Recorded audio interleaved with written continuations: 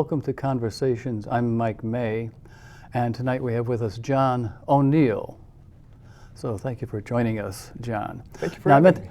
Now, what's your middle name? Daniel. Actually, my first name's actually Jonathan. So Jonathan Daniel O'Neill. Yep. So what part of Italy is your family from? No. So this is a big day for you coming up in a couple of days. Because I'm Michael Spencer May, which is English, but my grandmother's name was McKenna. So we're in there too. Okay. So we're cousins going way back. Yep. Okay, so now I know you have an interesting background. So tell us a little. So where are you from originally?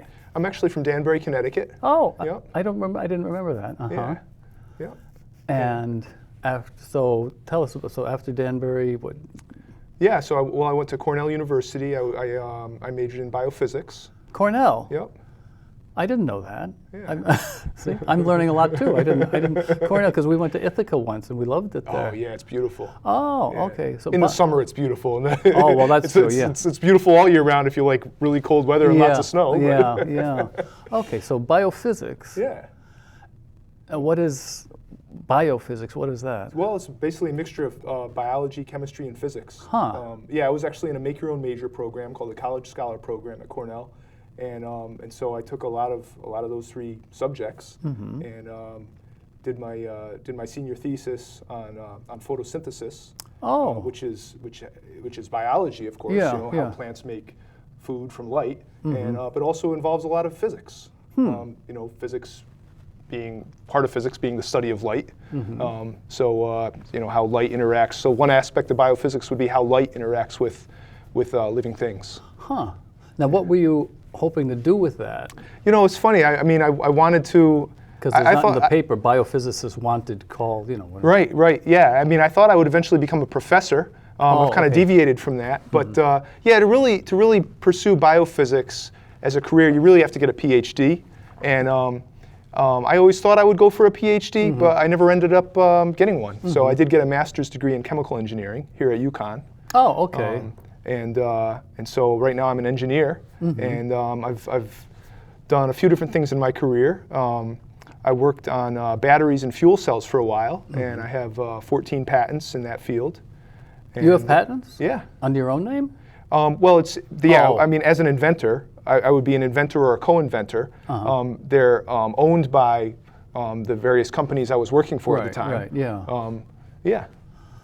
I didn't know that. Can you tell us what are the things you have a patent on, or is that classified and you'll have to tell me? No. Well, that's the whole meaning of patent. It's just patent. It's patent. It's publicly available. In terms of being able to read it and understand it. So I don't know if I could understand it, but some of them are very kind of detailed, and you really have to kind of be into the specifics of fuel cells and batteries. So what's one of the things you have a patent on? A few of them are on different ways to have what we call flow fields, which are the way that fluids are distributed in something. So for example, in a fuel cell is a device, it's similar to a battery in that it produces electricity, but instead of having solid reactants in the battery that get used up, and that you then have to either recharge or throw away, in a fuel cell you can flow gases like hydrogen and oxygen through different parts of the fuel cell, and then you just keep on providing more of those reactants, the hydrogen and the oxygen, to get more electricity. But in order to do that, you have to have a way to distribute the hydrogen and the oxygen within the fuel cell. You don't want them to come in contact with each other. That could lead to an explosion. Oh, you don't want that. But you want them to flow to the right parts of the fuel cell, so that you're really using the whole fuel cell. You're not wasting any part of it, and you're not generating too much heat in any spot.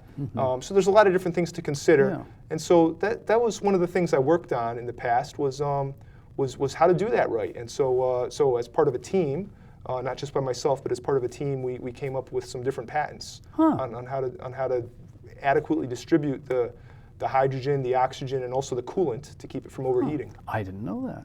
Yeah. Huh. So now, between Cornell and UConn, what happened? Did you go straight from Cornell to UConn? Well, no, actually. So after Cornell, I worked on batteries for a few years. Then I wanted to try something totally different, and what I did was I joined Americorps, and I was an adult educator. I was teaching English for speakers of other languages. And where was this? This was in Washington, D.C. So you went from Ithaca to Washington, D.C.? Yeah. Well, I was working on batteries back in my hometown of Danbury, and then, then I went down to D.C. Okay. I was a teacher for about 4 years. Oh, that long? Yeah. Oh, neat. Yep. Oh. And in that time, I got married. And once I got married, I kind of had to choose if I wanted to pursue teaching as like a permanent career, or if I wanted to get back into technology. And I decided I wanted to get back into technology, get my master's degree, and do that. So that's when I got into fuel cells. While I was working on fuel cells, I was also getting my master's degree in chemical engineering. And then eventually I kind of transitioned from working on fuel cells to working on space systems. And basically different ways to keep astronauts alive in space and to keep space probes from overheating. And that's what I'm working on now. Oh, really? Yeah. Okay. Now, how do you compare that to teaching? It's very different, but as part of my job, I do get to train other employees, and and so it does involve some teaching, which I really enjoy. I think that both teaching and engineering they both involve creativity. Okay, yeah. So that's another similarity. Now here's a question. The cliche picture of engineer as, the nerds, socially inept, or things like that. Yeah, that's me. That's me. You realize we're on TV? People are going to see this? Sorry. So, you went into teaching, which is something very public. Yeah. And a lot of the teaching I did was with smaller groups. A lot of it was one-on-one. Oh, okay. I did have some larger classes, but it was adult education. So it wasn't like crowd control, Well, I taught adult ed, so we won't go into that. It was teaching adults who are, at least for the most part, mature or supposed to be mature. A lot of it was teaching, adults from other countries, teaching English, and some of it was teaching GED courses. Great. Okay, I want to get back to Washington, D.C. We're going to take a short break, and we'll be right back.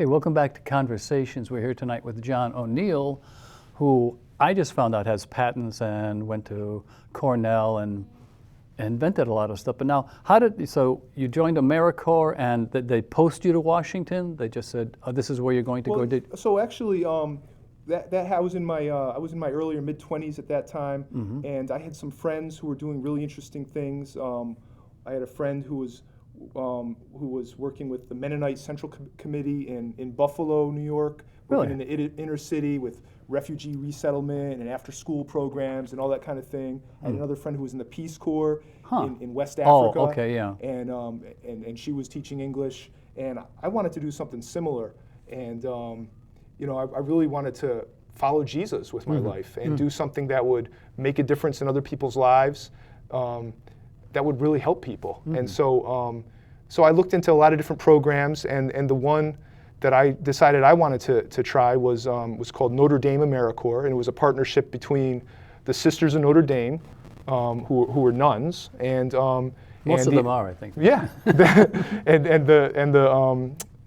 the Americorps program, and so and they had. They had different sites, and the one that I was most interested in was Washington, D.C. Yeah.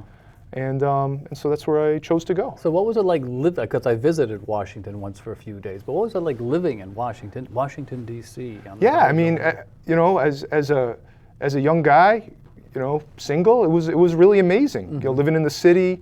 I didn't need a car. I could take the metro everywhere. I could walk, take the bus if needed. And I mean, the best part of it for me was actually a church that I discovered there called Capitol Hill Baptist Church, and I really grew a lot spiritually as part of that church. I learned so much. Really saw people living together in a way that in the way that God wants us to live. Helping others, being kind to each other, helping those in need. So I really grew a lot in that experience. Now, something else happened in Washington, if I remember the chronology, while you weren't just taking the bus and hanging out. Yeah, so actually I met my wife at a birthday party for someone in church, and we got married. Just like that, right at the party? No, not at the party, no. You are efficient. No, it was no. Actually, at that party, I was at a Dave & Buster's, and I was trying. There was something like Dance Revolution or something, really? like one of those dance machines where you're supposed to like step on the things that light up, and I think she saw me struggling with that. And took pity on you. This guy must be an engineer. Yeah, basically. Yep. So, okay, so now you're in Washington. Did you get married in Washington? Yeah, Okay, so we got married at our church, and neither one of us had a whole lot of money at the time, and our church really just chipped in. Everybody helped out in terms of like, preparing for the wedding, doing my wife's makeup, like all that kind of stuff. People really helped out in so many different ways. Now, what was your wife doing? Yeah, so she was at the time she was a nanny. Oh, okay. Yep. Yeah. And now, so you're in Washington. Now you're married. Now, how did you wind up back here in Connecticut? Yeah. So pretty soon after I got married, I realized that I was really itching to get back into technology, and so I was looking at different kind of things to do, where I wanted to. What kind of aspect of technology I wanted to focus on. And at the time I thought maybe fuel cells are what I should do. Fuel cells are related to batteries. I had a lot of experience in batteries, having worked at Duracell in the past. Oh, okay. And did you make the bunny? Was that one of your things that you went no, that wasn't mine, but but yeah. So I thought that fuel cells might help with with the environment, with less of a dependence on fossil fuels, and clean renewable energy, that kind of thing. And so I had my former boss from Duracell. I knew that he was working on fuel cells in another company in Connecticut. I contacted him just to kind of say, if I were to want to work on fuel cells, what would you recommend? And he said, come work for us in Connecticut. Oh. And I said, I don't know if I want to move back to Connecticut. He says, we'll pay for grad school. I talked to my wife about it. My wife's like, let's go. Okay. So so they paid for your time at UConn. Yeah. Well, that is an extra added bonus. Yeah. Okay, so you wound up back here in Connecticut. Yep. Gee, when were you at UConn? Because that's where I was there from '90 to '94. Okay. Well, I was at UConn from I would say 2006 to 2010. Yeah. Remind me how old I am, but that's okay. Okay, so you're back here. Okay, sorry. Okay, we're going to get into something else, but we're just going to take another little short break, so stay with us. Action!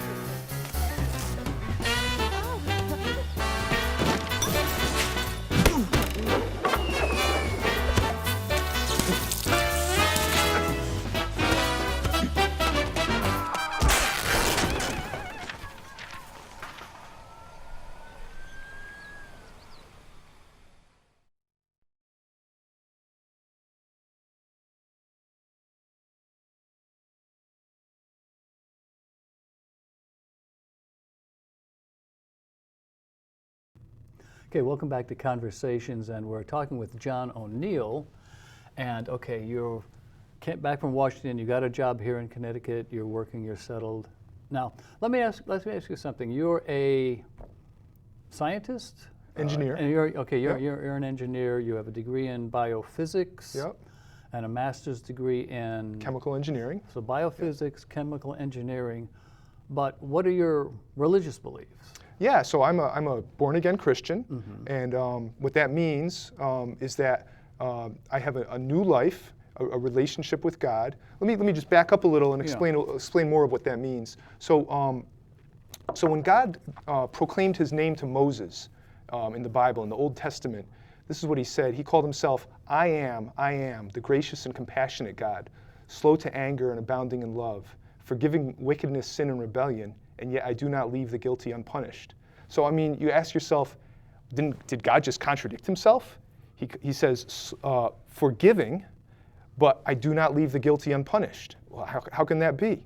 So the way that God answers that apparent contradiction is that He steps into the world as His own Son, Jesus Christ, who lives a perfect life, tempted in every way, but not giving in to temptation.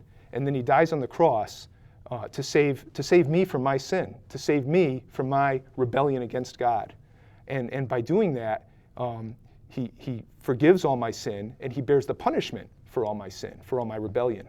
And then He rises from the dead to give me a new life. So by believing in Jesus, trusting in Him for forgiveness, and turning away from rebellion and turning to God, I have a new life, I'm forgiven, and I have eternal life and a relationship with God.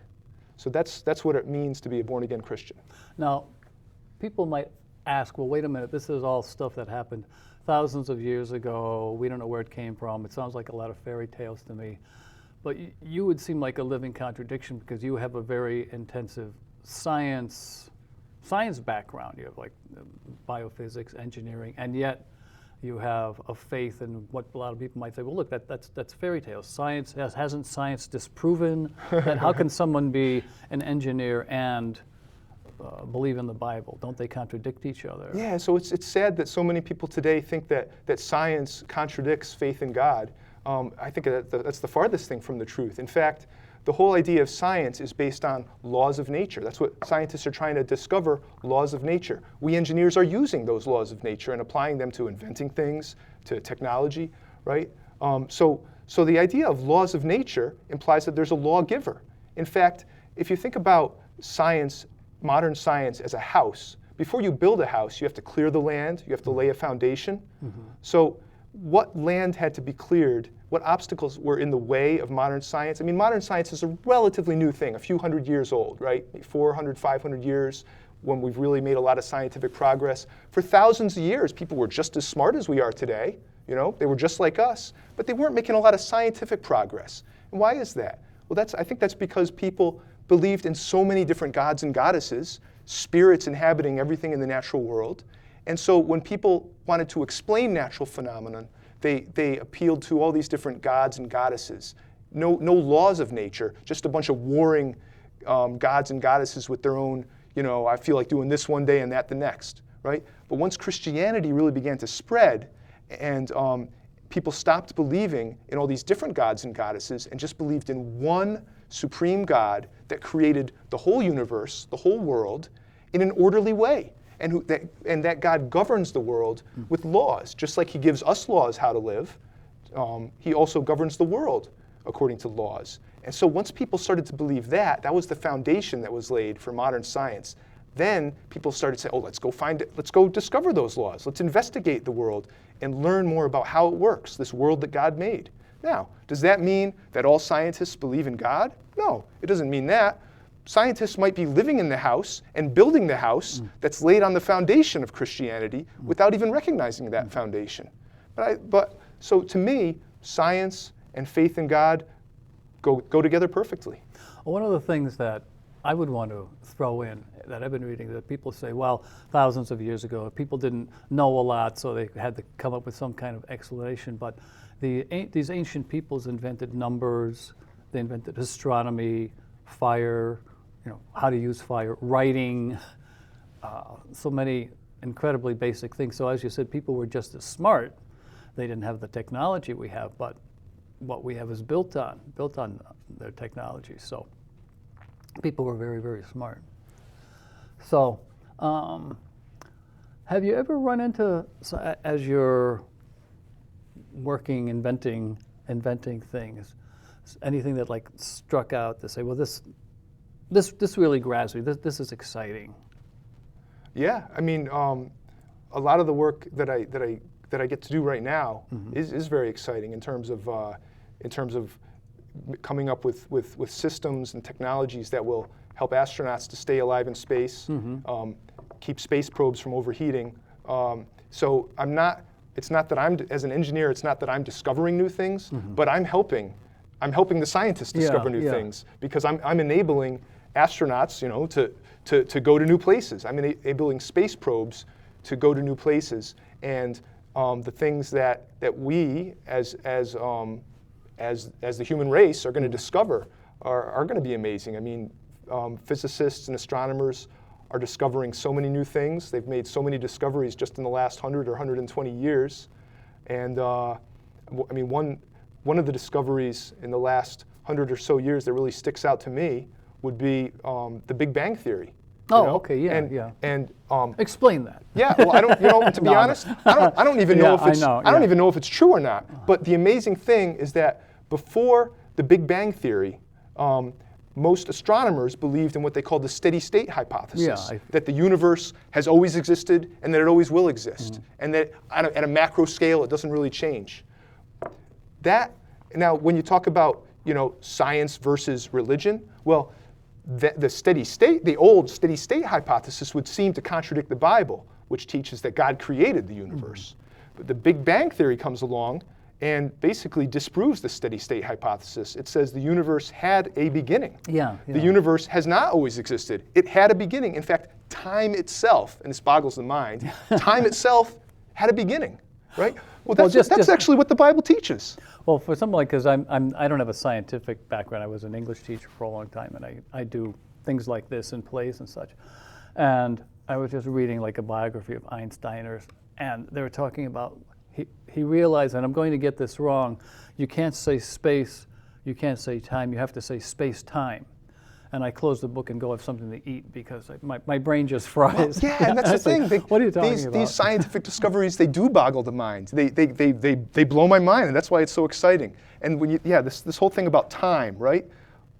What Einstein taught us is that time is relative, right? You've heard of like this. I think they call it the twin paradox, where if you get on a spaceship and go and approach the speed of light and then come back, centuries may have passed on Earth, but only a few years may have passed for you, right? Yeah. It defies common sense, and yet it's true. Yeah, I know they'll send like a clock up in a satellite, and then they compare it, and it's off 10 trillionths of a second. Yeah. How they figure that out? That's something I said. Can you show? Do you have a really accurate watch? How do you? This is something I want to ask you. When you watch, I don't know, like The Martian or one of those science fiction movies or something, do you say, "Oh, that's wrong, that wouldn't really happen, or, that's not true"? Or I try to just suspend disbelief and get into the movie. Okay. But a lot of my coworkers do that. Oh, really? Yeah, Okay. Okay. Well, listen, John, thank you for joining us. It was interesting hearing about all those patents. Do you have anything you'd like to leave us with? Yeah, I mean, just I would just encourage everyone watching and listening to not think that science has disproven the Bible, or that science leaves us without a need for God. No, I would say that each one of us, we do need God, and we can find out about God by reading the Bible. I would especially encourage you to read the New Testament, learn about Jesus, and have an open mind to it. Ask yourself, this Jesus, is he describing my life in his teachings? Is he showing us the way that would make way more sense to live than the way I'm living right now?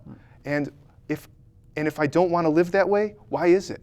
Because by nature, none of us really want to live that way, but we all know that we need to live that way. Okay, all right. Well, thank you for joining us, and thank you for joining us on Conversations. We'll hope to see you another time. Good night.